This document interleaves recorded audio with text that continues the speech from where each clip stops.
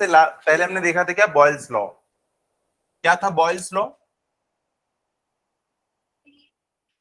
V is inversely proportional to P, ये था Boyle's law. इसके बाद कौन सा लॉ देखा था हमने? Charles law. चार्ल्स लॉ क्या कहता है? V is directly proportional to T। इसके बाद कौन सा लॉ देखा था हमने?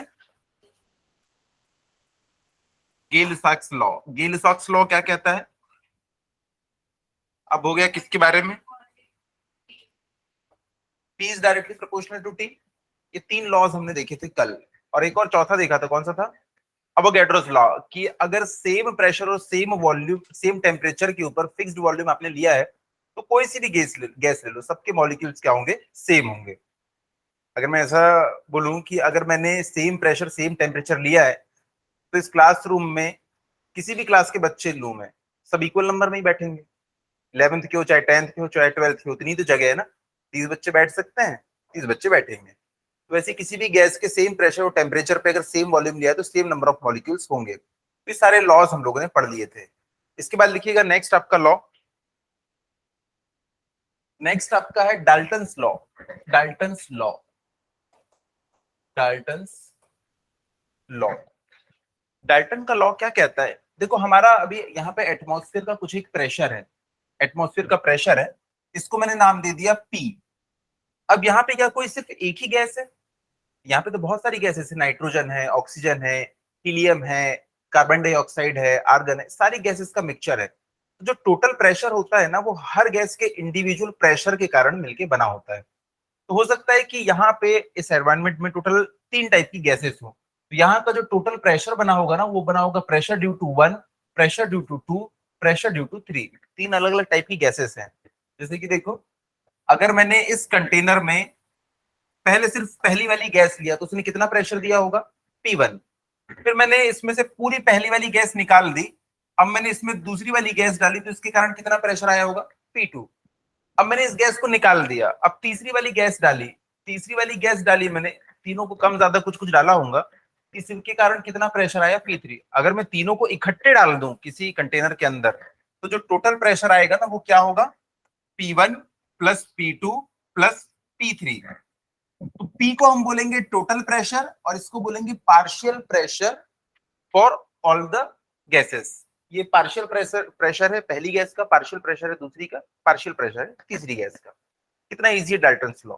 ठीक है, तो लिखिएगा the pressure exerted by a mixture, the pressure exerted by a mixture of several gases, mixture of several gases is equal to the sum of is equal to the sum of is equal to the sum of pressure exerted by each component, each component, pressure exerted by each component, pressure exerted by each component। अब सारे बच्चे जानते हैं ideal gas equation, PV is equals to nRT, ये सब जानते हैं। यहां से मैं प्रेशर को क्या लिख सकता हूं? RT बाई V, ब्रैकेट के बाहर में मैंने n लिख लिया। ठीक है, ब्रैकेट के बाहर में मैंने n लिख लिया। तो यहाँ पे भी देखो मैं लिख सकता हूँ क्या, इसकी जगह पे अगर मैं P लिख लूं, इनकी जगह पे मैं क्या लिखूंगा? RT upon V plus RT upon V plus RT upon V, RT upon V, क्योंकि तीनों गैसेस को हमने एक ही रूम में रखा है, तो सबका टेम्परेचर तो सेम होगा यार, सबके सबका वॉल्यूम भी सेम होगा। क्योंकि अगर आपने किसी एक कंटेनर में, अगर आपने इस कंटेनर में सिर्फ पहली वाली गैस भरी थी, तो गैस क्या नीचे नीचे रही होगी? गैस तो पूरे वॉल्यूम में भर गई होगी। अगर आपने दूसरी वाली गैस ली होगी तो वो भी पूरे वॉल्यूम में फिल हो गई होगी, तीसरी गैस वो भी पूरे वॉल्यूम में फिल हो गई होगी। जैसे कि देखो, आपने एक ग्लास में पानी लिया, अब उसमें एक बूंद आपने इंक डाल दी, तो इंक क्या एक बूंद सिर्फ नीचे जाके सेटल हो गई? इंक ने भी पूरा वॉल्यूम ऑक्यूपाई कर लिया है, पूरा का पूरा, हर जगह आपको इंक दिखाई देगी। तो ऐसी गैसेस के साथ में भी होता है। यहाँ पे हम परफ्यूम की अगर बॉटल को थोड़ा सा प्रेस कर दें, तो परफ्यूम पूरे रूम में इक्वली डिस्ट्रीब्यूट हो जाता है। तो सारी गैसेस के लिए वॉल्यूम क्या हो जाएगा? सेम। सारी गैसेस के लिए टेम्परेचर भी क्या है? सेम। आर क्या है? ये तो गैस कांस्टेंट है, ये भी कांस्टेंट होता है। लेकिन अलग अलग गैसेस का मैंने अलग अलग नंबर ऑफ मोल्स लिया था। हो सकता है सेम भी ले लें, पर अगर हमने अलग अलग लिया होगा तो सबके लिए नंबर ऑफ मोल्स अलग अलग होंगे। इसके लिए नंबर ऑफ मोल्स क्या होगा, N1, इसके लिए क्या होगा N2, और इसके लिए क्या होगा N3। ठीक है, लिख लो इसको, और ज्यादा बेटर होगा इसको हम लोग कॉमन निकाल लें, RT/V N1 plus N2 plus N3। तो ये है डाल्टन्स लॉ कि किसी भी कंटेनर का जो टोटल प्रेशर होता है ना, टोटल प्रेशर, वो उसके अंदर जितनी भी गैसेस भरी होती हैं सबके टोटल प्रेशर के इक्वल होता है। सबके प्रेशर को जोड़ दो, आपको टोटल प्रेशर मिल जाएगा।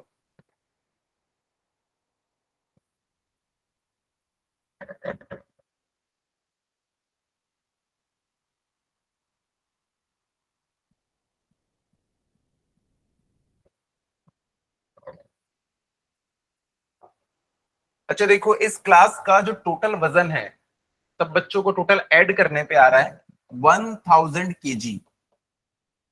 सारे बच्चों को ऐड करने पे कितना आ रहा है, 1000 kg। और इस क्लास में कितने बच्चे हैं, 20 स्टूडेंट्स हैं। 20 स्टूडेंट्स हैं। तो बताओ यहाँ पे एक स्टूडेंट का मास कितना होगा,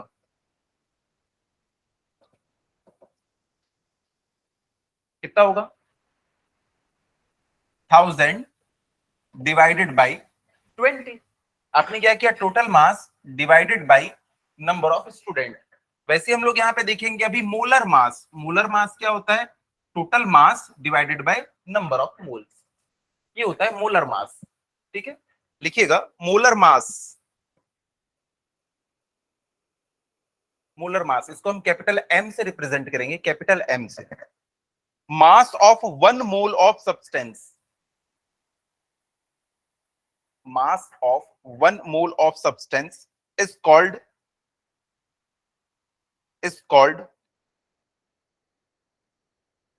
molar mass, molar mass।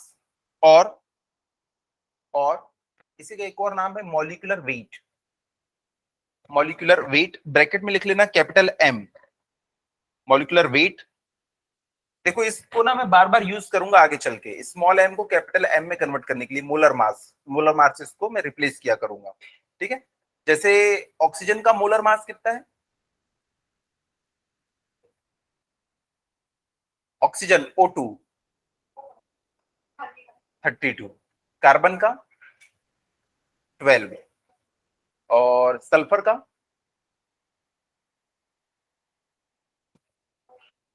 अच्छा एक बताओ वाटर का कितना है,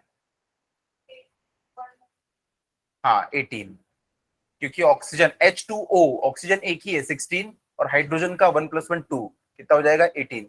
तो मॉलिक्यूलर वेट ये 18, 20, 16 ये सब कुछ आपको समझ में आता है। तो ये स्पेसिफिक होता है गैस के लिए। स्मॉल एम तो कुछ भी हो सकता है, 5 किलोग्राम ले लिए, 10 किलोग्राम ले लिए, कुछ भी ले लिए। लेकिन मोलर मास क्या होता है, फिक्स होता है। अभी आप लोगों ने बताया ऑक्सीजन के लिए 32, कार्बन के लिए 12। इसलिए हम लोग ना मेन बात करेंगे इसके लिए, हम लोग फॉर्मूले में इसको इंट्रोड्यूस करने की कोशिश करेंगे। ठीक है, तो मोलर मास का फॉर्मूला लिख दिया आप लोगों ने, capital M is equal to M upon N. मैं रिपीट कर दे रहा हूं, mass of 1 mole of substance is called the molecular mass और molecular weight of the substance. इसकी यूनिट क्या हो जाएगी, ग्राम पर मोल, ग्राम पर मोल, ग्राम पर मोल। आप जो बोलते हो ना 12 या 16, वो क्या होता है, ग्राम पर मोल। यानी कि अगर आप 1 मोल ऑक्सीजन ले लेंगे तो उसका वजन कितना होगा, 32 ग्राम। कार्बन, अगर कार्बन आपने 1 मोल कार्बन ले लिया तो पता है इसका वजन कितना होगा, 12 ग्राम। क्योंकि इसका मॉलिक्यूलर मास कितना है, 12 ग्राम पर मोल। समझ में आया। अगर मैंने 1 मोल पानी लिया तो उसका वजन कितना ग्राम होगा, 18 ग्राम होगा। अगर मैंने 1 मोल SO2 गैस ले ली तो इसका वजन कितना होगा, सल्फर का होता है 32, और इसका भी 16 × 2 32 हो जाएगा। टोटल कितना, 64 ग्राम उसका वजन हो जाएगा।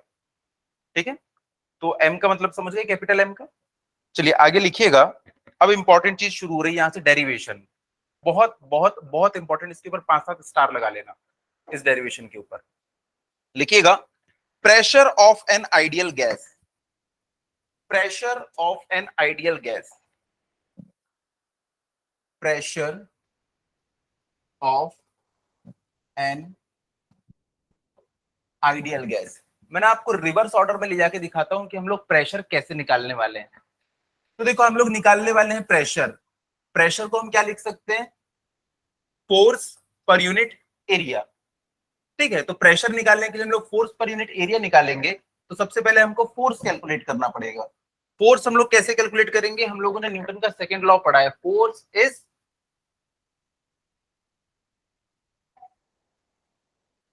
एम इंटू ए। तो वो आया था, लेकिन उसका हम लोग ने डेफिनेशन क्या पढ़ा था? फोर्स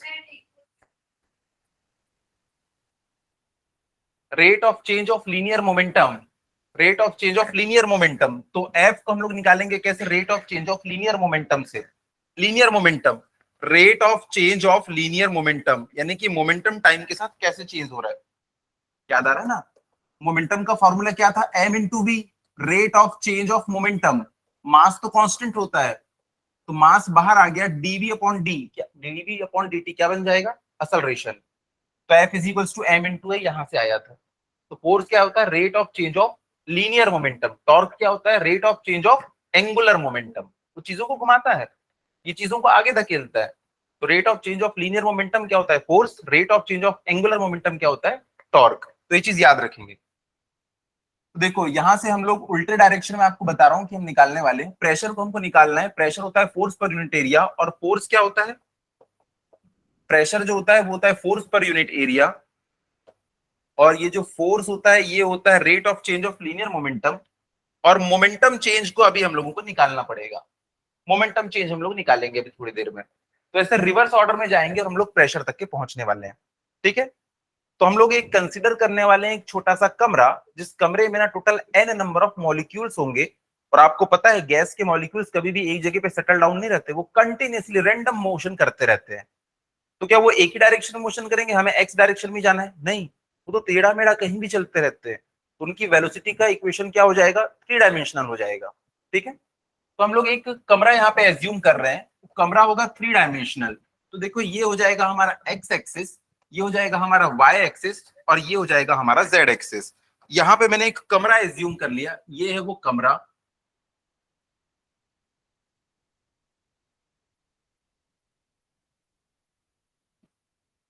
देखो ये वो एक कमरा है जिसमें गैस के एन नंबर ऑफ मॉलिक्यूल्स होंगे। इस कमरे की जो लेंथ है ना वो है एल। इस तरफ एल, इस तरफ एल, और इस तरफ भी एल।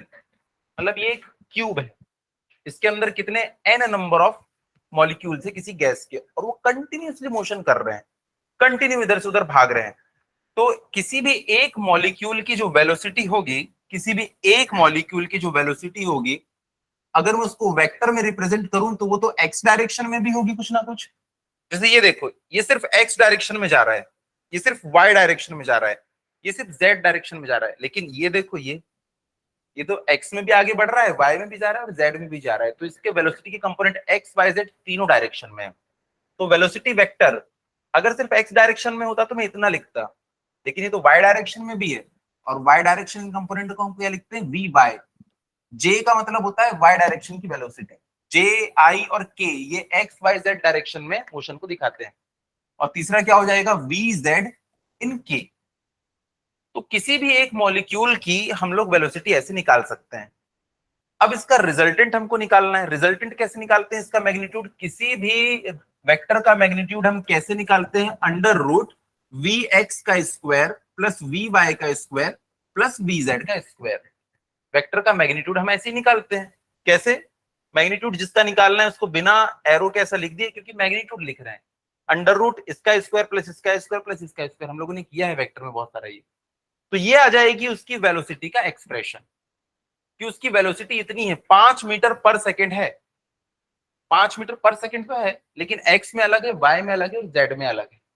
जैसे कि देखो फॉर एग्जाम्पल, अगर ये इस डायरेक्शन में कोई एक बॉडी मूव कर रही है 5 मीटर पर सेकेंड से, 5 मीटर पर सेकेंड से, लेकिन यार वो तो एक्स में भी आगे गई है, बॉडी यहां से यहां पहुंच गई है, एक्स में भी आगे गई है और वाई में भी आगे गई है, वाई में भी आगे गई है। तो इसकी जो वेलोसिटी होगी v इज इक्वल टू क्या होगी? V X I plus V Y J, क्योंकि 2 डायमेंशन में इसकी वेलोसिटी है, तो मैं क्या लिख सकता हूँ, vxi प्लस vy j। अब देखो, अगर मैं आपको बताऊं कि ये वाली जो वेलोसिटी है, फॉर एग्जांपल ये 4 है और ये वाली जो वेलोसिटी है वो 3 है, मतलब वो इधर 3 सेंटीमीटर आगे खिसका है और इस डायरेक्शन में 4 सेंटीमीटर आगे खिसका है 1 सेकंड में। तो एक्स डायरेक्शन में उसकी वेलोसिटी क्या थी, 3 मीटर पर सेकंड। इसकी जगह पे मैंने लिख दिया 3i, इसकी जगह में मैंने लिख दिया 4j। तो इसकी वेलोसिटी कितनी हो जाएगी, 3 का स्क्वायर प्लस 4 का स्क्वायर, कितना आएगा ये, 9 प्लस 16। देखो v is equal to under root 25, यानी v आ गया ना 5। तो समझ गए, एक्चुअल वेलोसिटी थी उसकी 5, अगर वो इधर 5 थी तो x में वो कितना आगे बढ़ा, 3, और y में वो कितना बढ़ा है आगे, 4। तो हमने उसको ना ब्रेक कर लिया कि तुम x में भी आगे बढ़े हो, तुम y में भी आगे बढ़े हो। समझ में है, पक्का।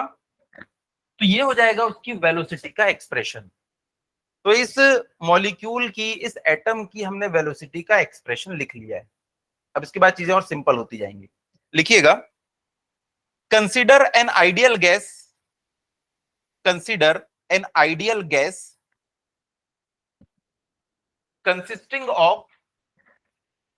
consisting of small n लिखना, small n number of molecules,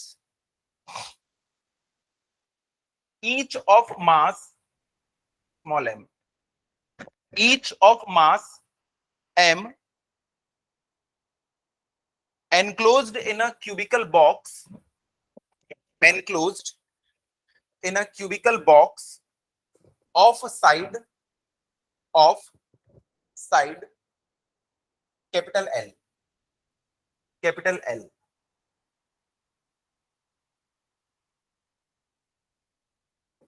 उसके बाद ये वाला डायग्राम बना लो 3 डायमेंशनल वाला, उसको बाद में लिख पाऊंगा।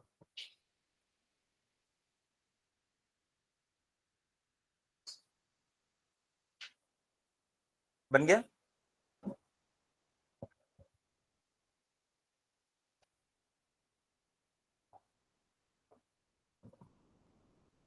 इस बक्से के अंदर ना मैंने एक मॉलिक्यूल ले लिया है।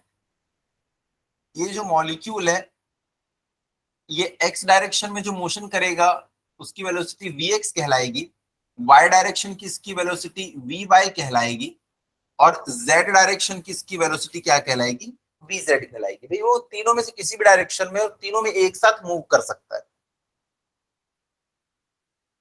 नेक्स्ट पेज में हमने देखा ही x और y कोऑर्डिनेट दोनों चेंज हो रहे थे, तो उसका x में भी वेलोसिटी है, y में भी वेलोसिटी है।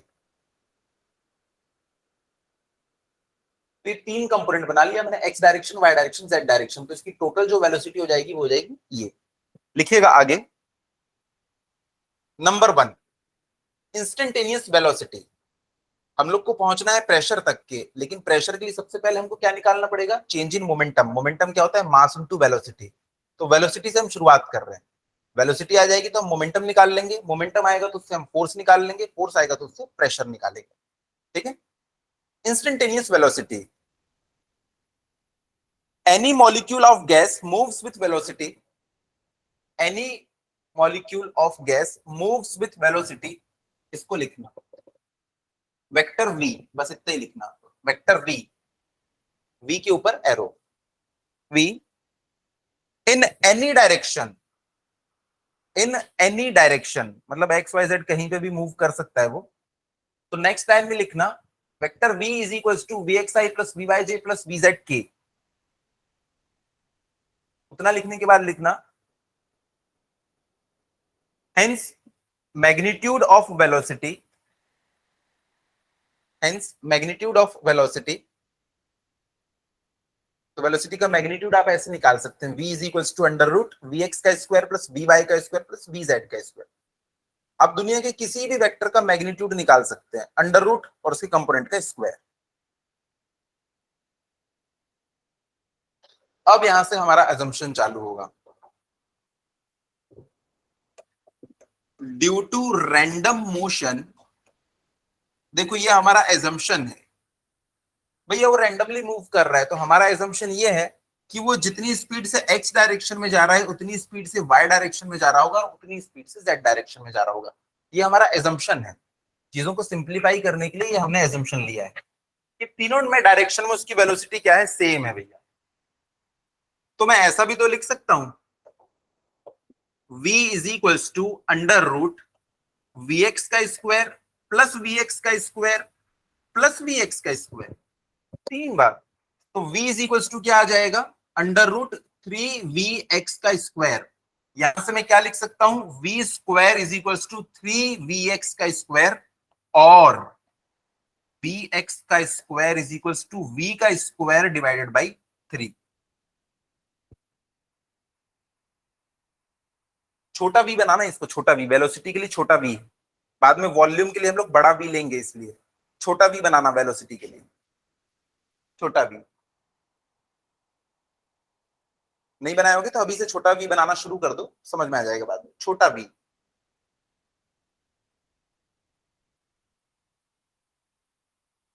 तो हमारी किसी भी डायरेक्शन में वेलोसिटी कितनी आ गई,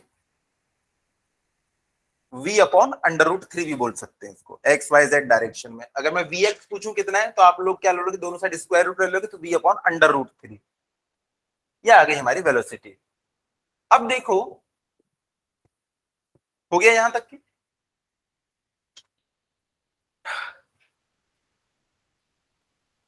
तो हम लोगों ने सबसे पहले इंस्टेंटेनियस वेलोसिटी निकाली, आपने नंबर 1 पॉइंट डाला था इंस्टेंटेनियस वेलोसिटी। तो इंस्टेंटेनियस वेलोसिटी क्या हो गई हमारी, instantaneous velocity vx is equals to v square upon 3, उसका स्क्वायर रूट करके हम लोग निकाल लिया करेंगे। इंस्टेंटेनियस वेलोसिटी किसी भी डायरेक्शन में आपने निकाल ली।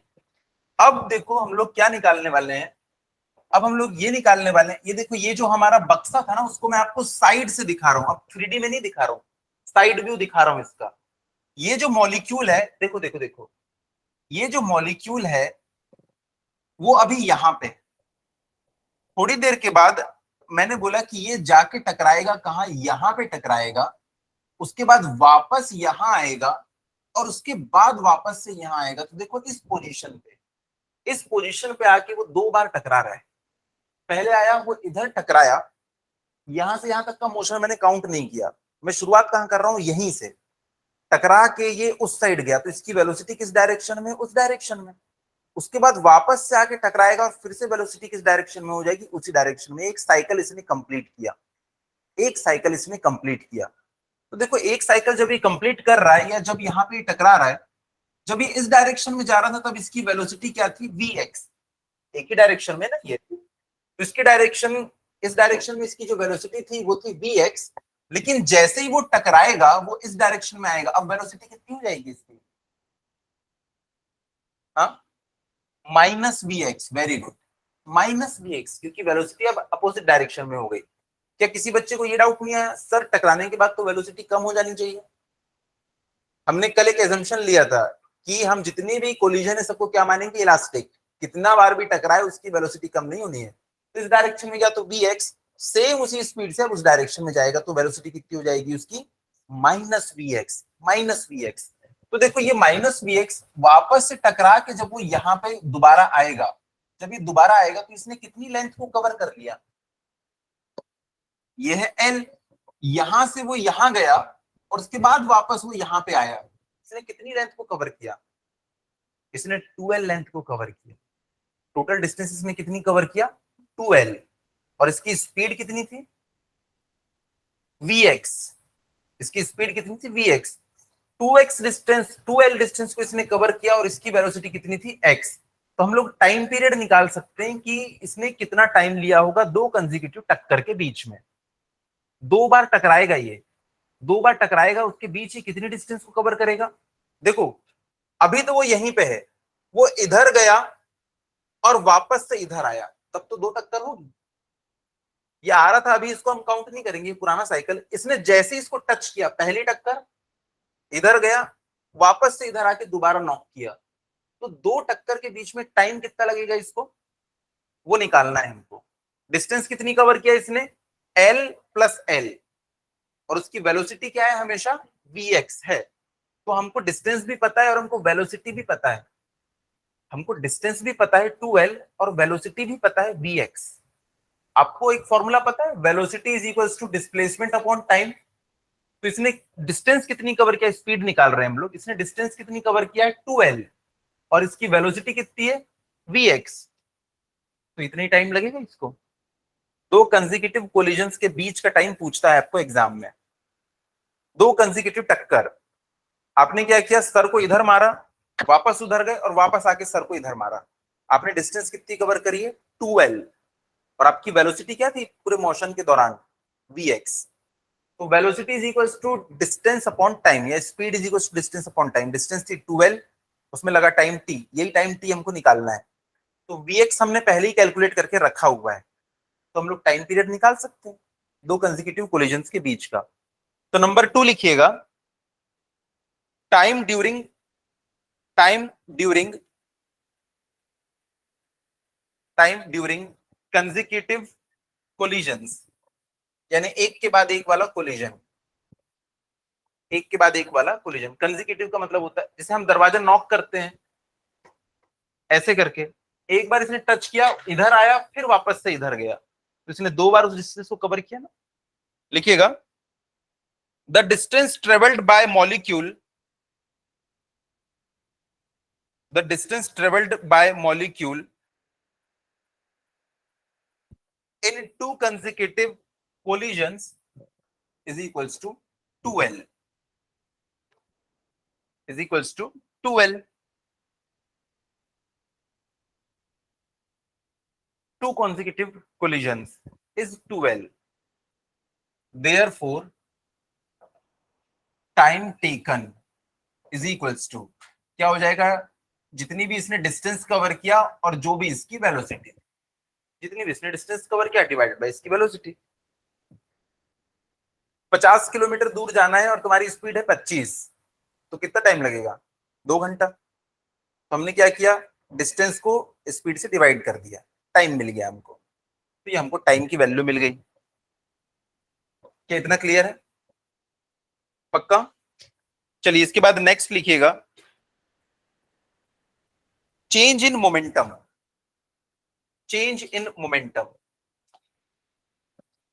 Change in momentum, change in momentum.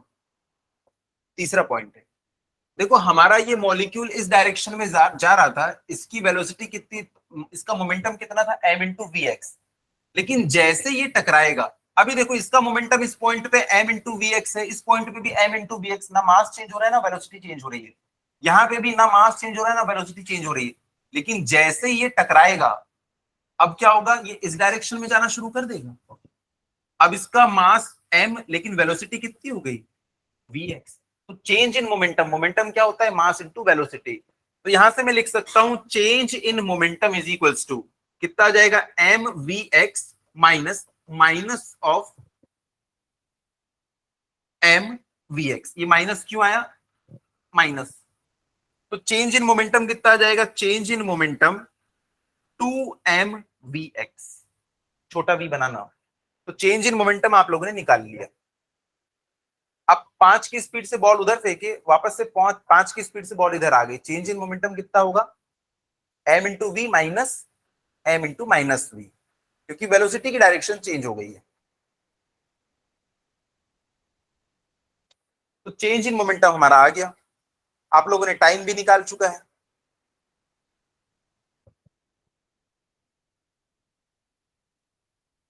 इसके बाद नेक्स्ट लिखिएगा, नेक्स्ट पॉइंट है हमारा force on ball, force on, force on wall. सबको पता है force is equals to rate of change of linear momentum, linear momentum. तो F इज इक्वल्स टू क्या हो जाएगा, rate of change dp upon dt। कितना टाइम लगा, time में कितना चेंज हो गया, जितना टाइम लगता है उतने टाइम में चेंज होता है।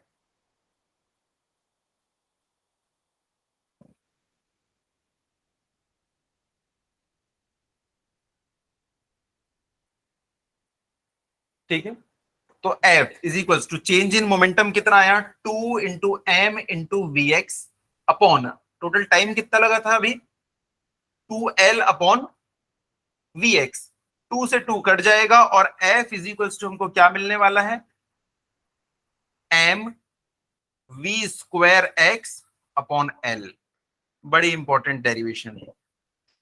फोर्स की वैल्यू हमको मिल गई, प्रेशर से पहले हो सकता है फोर्स पूछ ले आपसे, तो कितना इजी है, अभी तक के हम लोगों ने बहुत कुछ खास किया नहीं है। Force is equal to m v square x upon l. अच्छा, आपको याद आ रहा है कि वी एक्स का स्क्वायर को हम क्या लिख सकते हैं, वी स्क्वायर बाई 3 भी लिख सकते हैं, है ना। तो इसको हम लोग साथ ही साथ, ताकि फॉर्मूले रिवाइज होते रहे, इसको हम लोग क्या लिख सकते हैं, m v square upon 3 l भी लिख सकते हैं, क्योंकि v x is equal to क्या आया था हमारा, वी एक्स का square is equal to v square by 3 आया था, तो हम ये भी लिख सकते हैं चाहे तो। फॉर्मूले रिवाइज करते जाना है। तो हम लोग का फोर्स आ गया, यही फोर्स पर यूनिट एरिया क्या कहलाएगा, प्रेशर। प्रेशर, ये देखो हम लोगों ने यहीं से शुरुआत की थी कि हम लोग निकालेंगे rate of change of momentum. Rate of change of momentum, क्योंकि तुमको वेलोसिटी निकालना था। हमने वेलोसिटी निकाली, चेंज इन वेलोसिटी के कारण चेंज इन मोमेंटम आया, चेंज इन मोमेंटम से हमने क्या निकाला, फोर्स। अब फोर्स पर यूनिट एरिया कर देंगे तो ये क्या बन जाएगा, प्रेशर। तो चलो अगला लिखिएगा, अगला पॉइंट है pressure. Pressure exerted by gas, pressure exerted by gas. तो प्रेशर एक्सर्टेड बाय क्या होता है, फोर्स अपॉन एरिया। तो प्रेशर एक्सर्टेड क्या हो जाएगा, एम वी एक्स का स्क्वायर अपॉन क्या था, एल इंटू ए। एक बात बताओ, एरिया इंटू लेंथ क्या निकल जाएगा, एरिया इंटू लेंथ। ये मीटर स्क्वायर है, ये मीटर है, मीटर क्यूब क्या बन जाता है, area into length volume. Area into length क्या बन जाता है, एरिया इंटू लेंथ। इस वॉल का एरिया कितना होगा, उसको अगर आप इस रूम की लेंथ से मल्टीप्लाई कर दो तो पूरा वॉल्यूम आ गया ना। इस कमरे की इस वॉल का एरिया मल्टीप्लाइड बाय इस रूम की लेंथ, वॉल्यूम आ गया, एरिया इंटू लेंथ वॉल्यूम। तुम इसको क्या लिख सकता हूं, और P is equals to m we x का स्क्वायर अपॉन कैपिटल वी।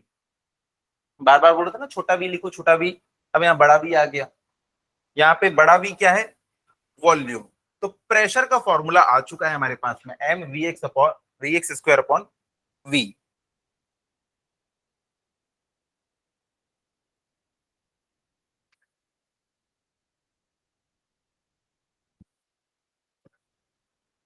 इसको हम लोग और क्या लिख सकते हैं, P इज इक्वल्स टू, बताओ v के टर्म्स में, वेलोसिटी v के टर्म्स में 1/3 m v का स्क्वायर अपॉन v। क्योंकि vx का स्क्वायर क्या होता है, v स्क्वायर बाई 3।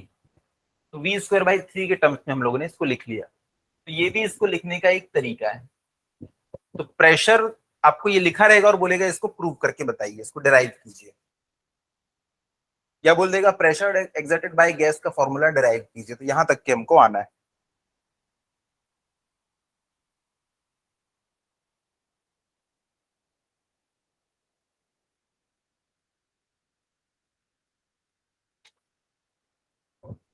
अच्छा एक बात बताओ, ये है मास और ये है वॉल्यूम। मास पर यूनिट वॉल्यूम को हम क्या लिख सकते हैं, डेंसिटी। तो आपको ऐसा भी बोल सकता है, prove for gas this. Mass per unit volume क्या हो जाएगा, डेंसिटी। डेंसिटी तो ये वाला फॉर्मूला देता है कई बार, ठीक है, इसको भी लिख लीजिए।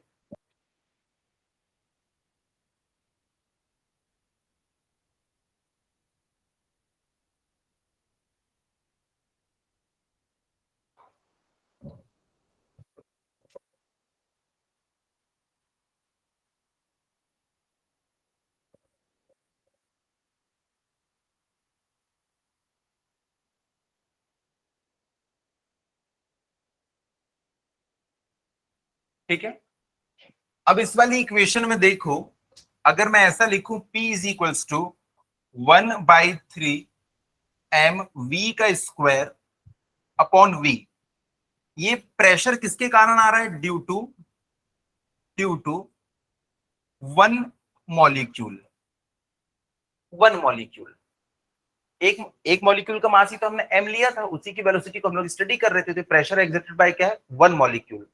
लेकिन ऐसे हमारे पास कितने मॉलिक्यूल हैं, एन नंबर ऑफ मॉलिक्यूल्स है। स्टार्टिंग में हमने बोला था ना, इस कंटेनर के अंदर एन नंबर ऑफ मॉलिक्यूल्स है जिनका मास है सबका स्मॉल एम। तो टोटल प्रेशर एक्सर्टेड कितना हो जाएगा? एक के कारण इतना है तो टोटल एन पार्टिकल के कारण कितना होगा? Into N. लिखिएगा, therefore total pressure exerted by n number of molecules, n number of molecules, p net या p total भी बोलते हैं इसको, 1/3 mn वेलोसिटी का स्क्वायर अपॉन v, वेलोसिटी का स्क्वायर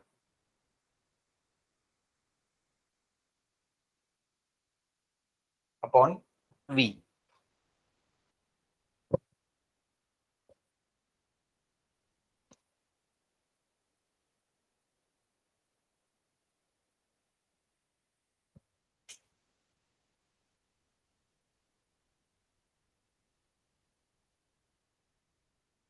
हो गया इसमें?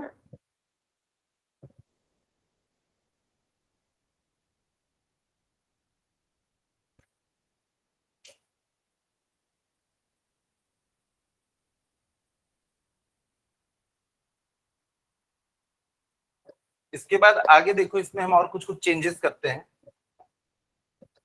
Net pressure is equals to 1/3 m n v का स्क्वायर अपॉन v। तो मैं इसको और क्या लिख सकता हूं? P net is equals to 1/3, उसके बाद m इंटू एन v का स्क्वायर अपॉन v।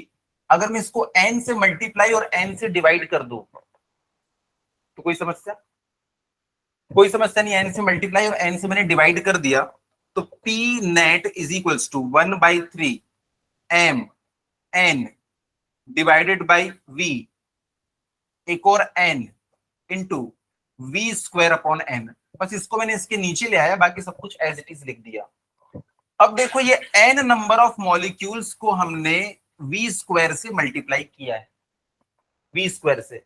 आप लोगों को याद आ रहा है कि हम लोगों ने एक वेलोसिटी निकाली थी, v1 का स्क्वायर प्लस v2 का स्क्वायर प्लस v3 का स्क्वायर प्लस v4 का square dash dash dash vn का स्क्वायर डिवाइडेड बाई n। इसको हमने क्या नाम दिया था? इसको हमने क्या नाम दिया था? अगर मैं ऐसा इसके ऊपर एक रूट लगा दूं, अब याद आ रहा है? RMS, root of mean of square of all the velocities. कल की क्लास में किया है हमने, याद आ रहा है? अगर ये सारी की सारी वेलोसिटीज सेम होंगी, सेम टू सेम, तो क्या हो जाएगा? ये n टाइम्स v1 का स्क्वायर लिख दूं, n टाइम्स v1 का स्क्वायर। तो देखो, v RMS is equal to क्या बन जाएगा? अंडर रूट के अंदर n टाइम्स v1 का स्क्वायर डिवाइडेड बाई 1। इस स्क्वायर को मैं उस तरफ भेज दूं तो ये क्या हो जाएगा? इस स्क्वायर को मैंने उस तरफ अगर भेज दिया स्क्वायर रूट को, तो इधर आके तो ये स्क्वायर बन जाएगा। तो इस पूरे टर्म की जगह पे मैं क्या लिख सकता हूं? वी आरएमएस का स्क्वायर। इस पूरे टर्म की जगह पे मैं क्या लिख सकता हूं? वी आरएमएस का स्क्वायर, वी आरएमएस का स्क्वायर। तो यहां पे मैं लिख देता हूं, p net is equals to 1/3 m n upon v, v RMS का स्क्वायर, वी आरएमएस का स्क्वायर, वी आरएमएस का स्क्वायर, वी आरएमएस का स्क्वायर। अब देखो, ये एक का मास है, ये एक का मास है, इंटू एन कर दोगे तो आपको टोटल मास मिल जाएगा। Total mass divided by total volume, mass divided by volume क्या मिल गया? Density. Mass divided by volume, density. तो इसी को हम लोग क्या लिख सकते हैं? P net is equals to 1/3 density into v RMS का स्क्वायर, वी आरएमएस का स्क्वायर, वी आरएमएस का स्क्वायर। ये वाला 2-3 बार पूछा हुआ है एग्जाम में, सिर्फ ऐसे ही लिख देता है, prove that p net is equals to 1/3 rho into v R M S का स्क्वायर, इसको प्रूव करके बताना है आपको, या उसको लिख देता है एक ही चीज। ये मास पर यूनिट वॉल्यूम को हमने क्या लिख दिया, देखो ये मास इंटू एन, ये एक का मास था into number of molecules m n, total mass divided by total volume क्या हो जाएगा, density. Density into v R M S का स्क्वायर। ये मोस्ट इंपॉर्टेंट चीज है, ये वाला एक्सप्रेशन और ये वाला एक्सप्रेशन, यही दोनों का नाम लिख देता है, इन दोनों को लिख देता है एज इट इज, बोलता है इसको प्रूव करके बताइए through kinetic theory of gas. तो आप लोग एक चीज देखो, जो हमने प्रॉमिस किया था कि हम सारी क्वांटिटीज को वेलोसिटी के साथ में रिलेट करने वाले हैं, तो हमने प्रेशर को वेलोसिटी के साथ में रिलेट कर दिया। वेलोसिटी बढ़ेगी, प्रेशर भी क्या हो जाएगा, बढ़ जाएगा। तो प्रेशर को हमने आरएमएस वेलोसिटी के साथ में क्लब कर दिया है। चलिए नेक्स्ट लिखिएगा।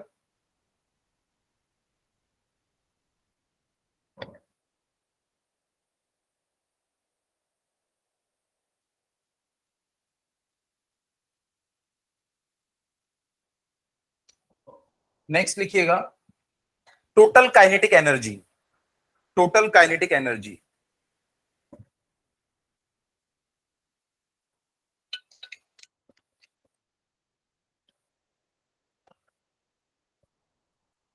Total kinetic energy, total kinetic energy, हम इसको ईटी लिखते हैं। टी इसलिए लिखते हैं क्योंकि ना इसके पास सिर्फ ट्रांसलेशन मोशन होता है। मैंने बताया था एक मॉलिक्यूल के पास में ट्रांसलेशन मोशन हो सकता है, रोटेशनल मोशन हो सकता है और वाइब्रेशनल मोशन हो सकता है। तीन टाइप के पॉसिबल है, लेकिन हम लोग सिंप्लिसिटी के लिए एक ही मोशन पढ़ते हैं, कौन सा, ट्रांसलेटरी मोशन। इसलिए ई के नीचे आपको टी लिखा हुआ दिखाई देता है। तो ट्रांसलेटरी मोशन, जब एक बॉडी सिर्फ ट्रांसलेट करती है तो उसके पास कौन सी एनर्जी होगी, सीधे सीधे चल रही है, काइनेटिक एनर्जी। तो यहां से मैं क्या लिख सकता हूं, हाफ टोटल मास कितना होगा, m इंटू एन। भाई एक मॉलिक्यूल का मास m, और ऐसे कितने मॉलिक्यूल्स हैं, n, तो हाफ m इंटू एन। और यहां पे क्या लिख सकता हूं मैं, वी आर एम एस का स्क्वायर। एवरेज वेलोसिटी तो वही है ना, वी आर एम एस का square, v R M S का स्क्वायर। तो ये हो जाती है उसकी टोटल काइनेटिक एनर्जी।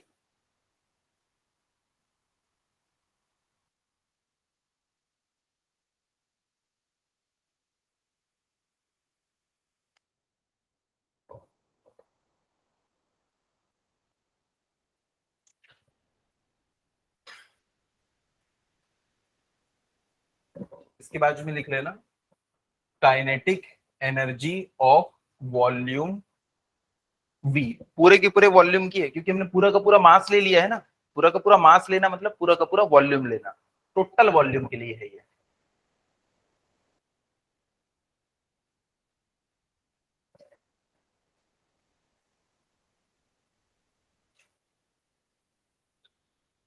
अभी अभी आप लोगों ने आरएमएस वेलोसिटी निकाली है। आरएमएस वेलोसिटी आप लोगों ने कितनी निकाली है, यहां से देखो पी, देखो इसको मैं 3p लिख लूं, डिवाइडेड बाय रो लिख लेता हूं, तो वी आर एम एस का स्क्वायर आ जाएगा। तो देखो वी आर एम एस का स्क्वायर याद रखना, अब ना पी नेट नहीं लिखते यार, पी लिख के काम चला लेंगे हम लोग, पता है हमको टोटल प्रेशर है।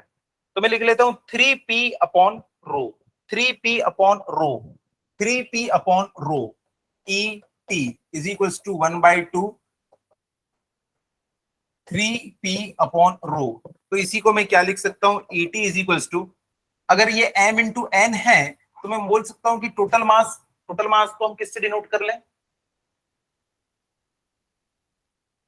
m total, 3/2 m total into p upon rho, total mass.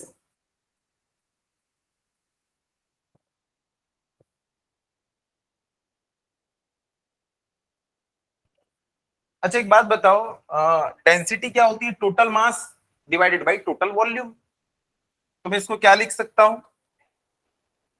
E t is equals to 3/2, ये टोटल मास, पी डेंसिटी भी क्या हो जाएगी, टोटल मास अपॉन वॉल्यूम, इससे ये कट जाएगा, और e t is equals to क्या मिलेगा, 3/2 पीवी।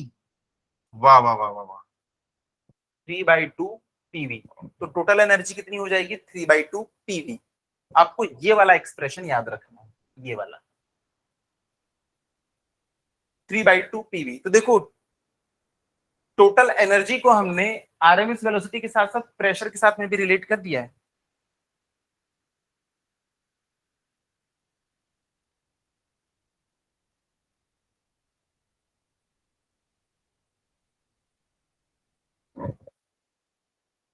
तो ये हमारी टोटल एनर्जी आ गई, टोटल पूरे वॉल्यूम की एनर्जी है, टोटल वॉल्यूम की एनर्जी।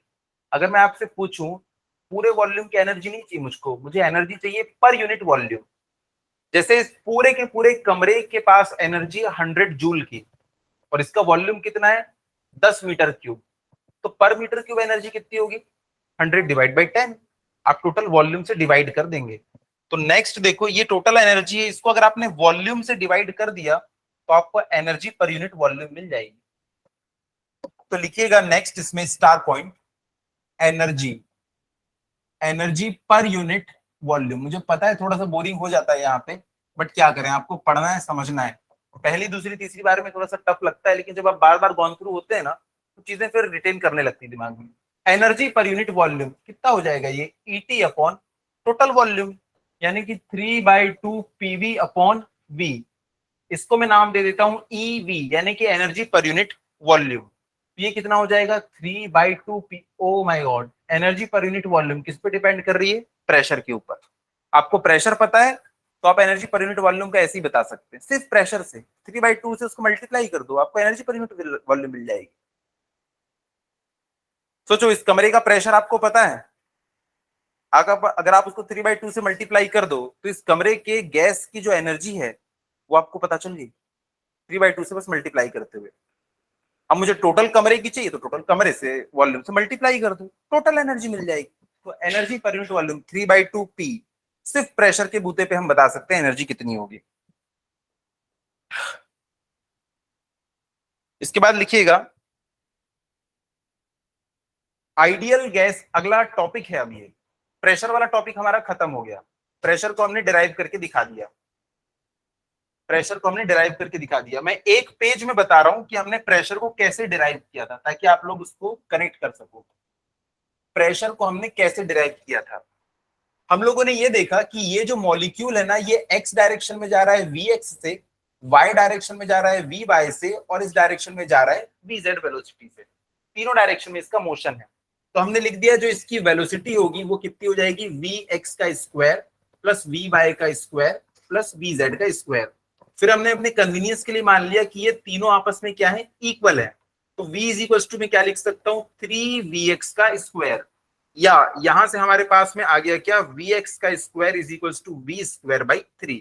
ये तो सबसे पहली चीज आई थी हमारे पास में, हमने मॉलिक्यूल की वेलोसिटी को देख लिया।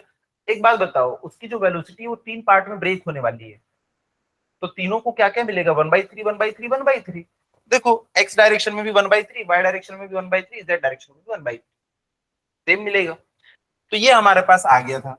अब देखो अगर मैं मानूं कि वो एक्स डायरेक्शन में जा रहा है और टकरा के वापस आ रहा है, अगर वो एक्स डायरेक्शन में जा रहा है और टकरा के वापस आ रहा है, दो कंसेक्यूटिव टक्कर के बीच में जो टाइम लगेगा उसको मैंने बोल दिया डेल्टा टी।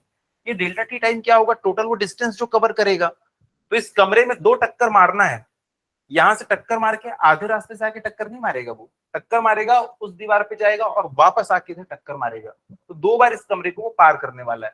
तो कितना हो जाएगा, उसने डिस्टेंस कितनी कवर करी 2l, और उसकी वेलोसिटी कितनी थी vx। तो यहां से हमको ये पता चल गया कि कितना टाइम उसको लगता है दो टक्कर के बीच में। जितनी बार टक्कर मारता है ना उसके कारण ही प्रेशर डेवलप होता है वहां पे। तो ये हम लोगों ने वेलोसिटी, हमने टाइम पीरियड निकाल लिया। अब देखो हम लोग क्या निकालने वाले हैं, change in momentum. Change in momentum, पहले वो वी एक्स वेलोसिटी से जा रहा था उस डायरेक्शन में, तो इसका मोमेंटम इतना था। अब इस डायरेक्शन में आ रहा है तो इसका मोमेंटम कितना हो जाएगा, इतना। तो चेंज इन मोमेंटम कितना हो जाएगा, change in momentum, change in momentum कैसे निकालते हैं, दोनों का डिफरेंस, दोनों का डिफरेंस निकाल लो, M we X minus of minus M we X. तो टोटल चेंज इन मोमेंटम कितना आ गया 2mvx। बस इसके बाद क्या होता है, फोर्स। फोर्स होता है rate of change of linear momentum. तो 2mvx अपॉन ये कितना आया था 2l अपॉन vx, ये सब कुछ कट कुट जाएगा, 2 से 2 कट गया, vx का स्क्वायर mvx का स्क्वायर अपॉन l। हमको फोर्स मिल गया था। बस इसमें नीचे एरिया लिख देना, तो क्या बन गया ये प्रेशर, और एरिया इंटू लेंथ क्या हो जाता है वॉल्यूम। तो M we x square upon L into A, क्या मिल गया था हमको? प्रेशर। नींद आ गई? इसके बाद हमने क्या किया था? Pressure is equals to force upon area. Force तो आ गया, इसमें नीचे एरिया लिख दोगे तो ये प्रेशर बन जाएगा। तो एक स्लाइड में आप लोगों ने देख लिया, जब इसको घर में जाके रिवाइज करोगे ना, ऐसे एक पेज में इसको सॉल्व कर लेना, क्योंकि डेरिवेशन बहुत ज्यादा इंपॉर्टेंट है। तो प्रेशर को हमने निकाला, तो उसके बाद 2-3 अलग अलग टर्म्स में उसको निकाल दिया था, वो आप याद कर लेना। अब इसके बाद नेक्स्ट अपना टॉपिक है, वो लिखिएगा ideal gas at absolute zero temperature. Absolute zero temperature, जब कोई मॉलिक्यूल एब्सोल्यूट जीरो पे है, मतलब वो कितने टेम्परेचर पे है? 0 केल्विन पे है, या -273.15 डिग्री सेंटीग्रेड पे है। 0 केल्विन को ही हम एब्सोल्यूट जीरो कहते हैं, ठीक है। तब पता है इसकी काइनेटिक एनर्जी, इसकी वेलोसिटी कितनी हो जाती होगी इसके मॉलिक्यूल्स की? कोई टेम्परेचर है ही नहीं, थर्मल एनर्जी है ही नहीं, तो वेलोसिटी कितनी हो जाएगी? जीरो। वेलोसिटी हो जाएगी जीरो। जब वेलोसिटी जीरो है तो क्या जाके दीवार से टकराएगा? टकराएगा नहीं, तो फोर्स नहीं लगाएगा, force per unit area zero, यानी कि प्रेशर भी क्या हो जाएगा? जीरो। जब वेलोसिटी ही नहीं है तो काइनेटिक एनर्जी कितनी हो जाएगी इसकी? जीरो। प्रेशर जीरो, ये जीरो, ये zero. Internal energy, internal energy, internal energy आप लोगों ने पढ़ा था। इंटरनल एनर्जी क्या थी? CV DT, CV into change in temperature. जब टेम्परेचर ही नहीं है तो काहेगा कोई चेंज, तो इंटरनल एनर्जी भी क्या हो जाएगी? जीरो। तो एब्सोल्यूट जीरो के ऊपर सब कुछ क्या हो जाता है? जीरो। एब्सोल्यूट नाम ही उसका एब्सोल्यूट जीरो है, तो सब कुछ जीरो। लिख लीजिए ये सब चीज को, volume zero, pressure zero.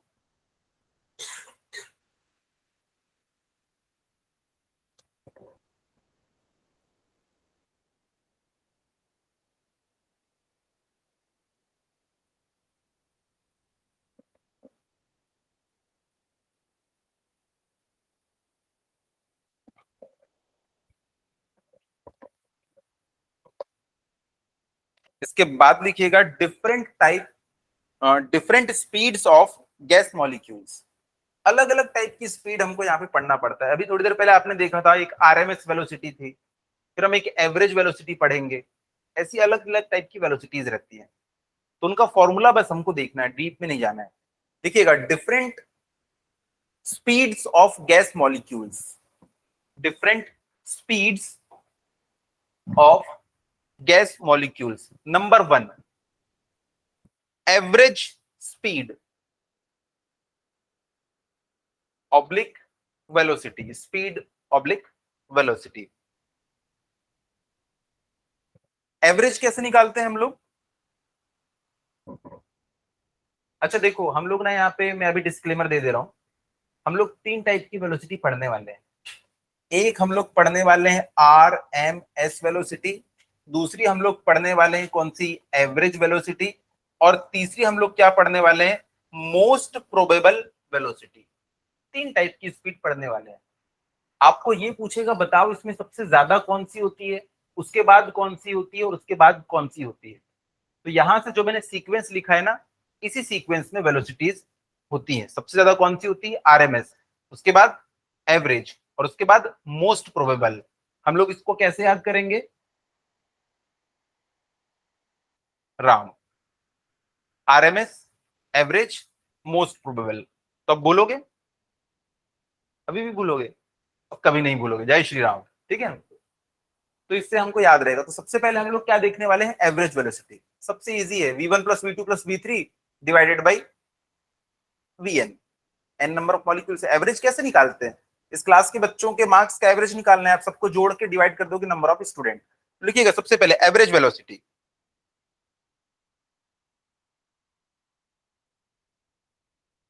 Formula लिख लो, v average is equals to v1 plus v2 plus dash dash dash vn upon n।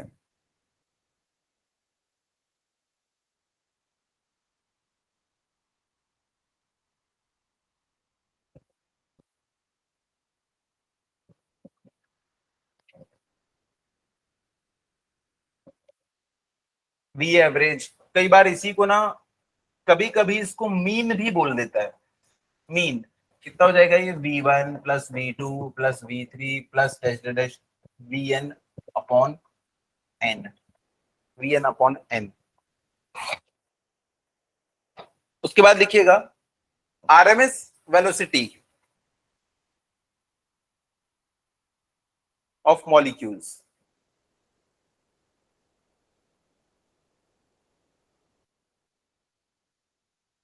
RMS velocity of molecules। RMS velocity of molecules।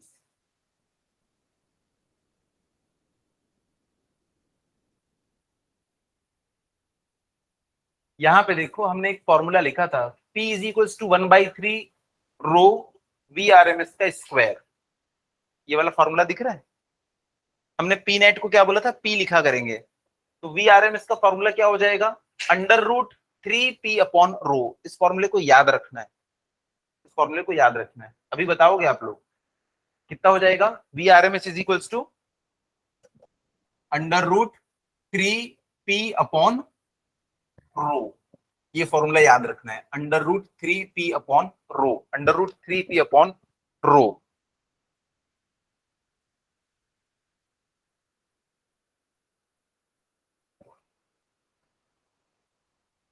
√3P upon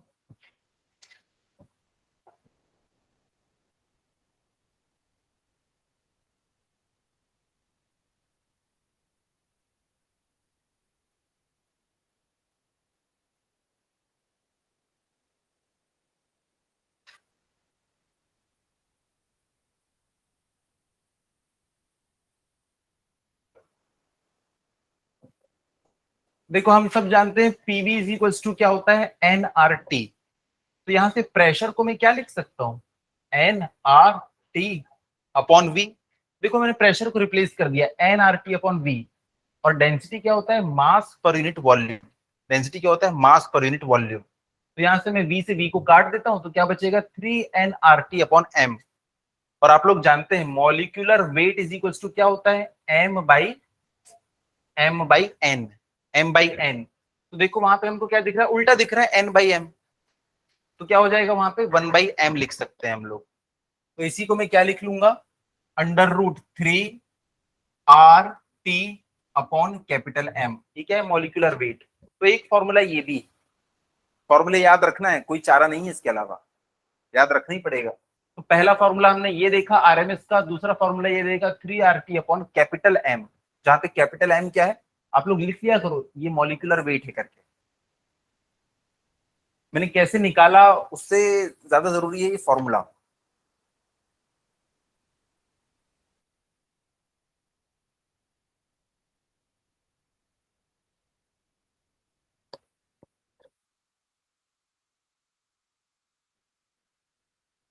इसके बाद लिखिएगा मीन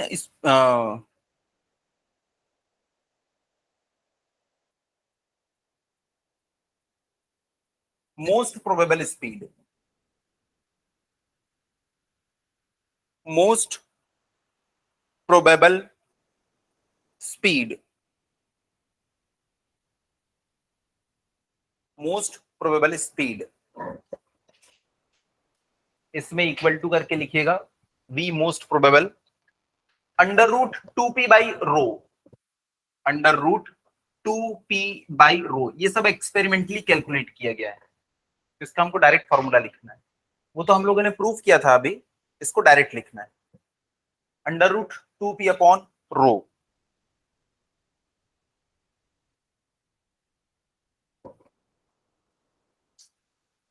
जैसे देखो वो 3P upon रो था, तो वो 3RT अपॉन एम बन गया, तो ये क्या बन जाएगा, 2RT upon M.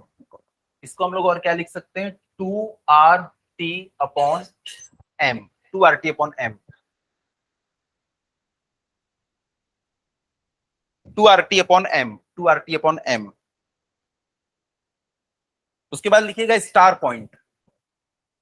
Star point at any temperature, at any temperature, at any temperature VRMS is greater than V average, V most probable।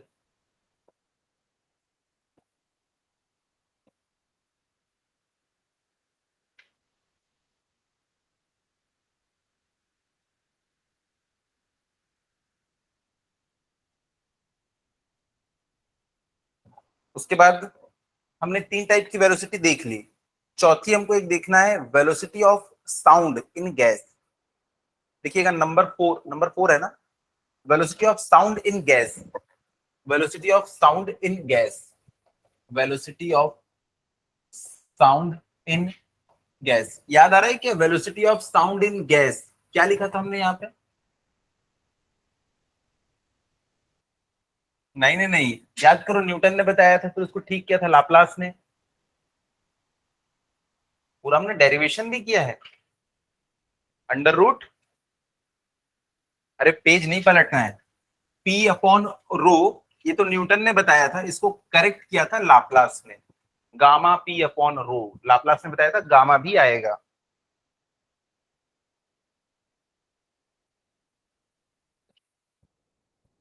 ठीक है,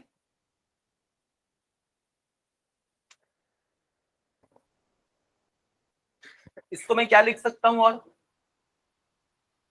gamma R T upon m. जब 3 था 3 आया, 2 था तो 2 आया, तो गामा है तो गामा आएगा।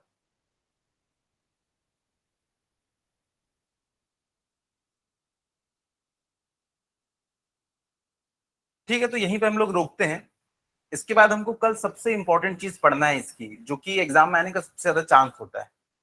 ठीक है, law of distribution of energy, ये सबसे इंपॉर्टेंट टॉपिक है इस चैप्टर का। अगर इस चैप्टर में से मुझे कुछ एक चीज पूछने बोले तो मैं तो वही पूछूंगा, अगर एक ही चीज पूछने बोलेगा तो। Law of distribution of energy, जो कि हम लोग नेक्स्ट क्लास में करके इस चैप्टर को दी एंड करने वाले हैं। ठीक है, चलिए मिलते हैं फिर हम लोग अगली क्लास में। Thank you.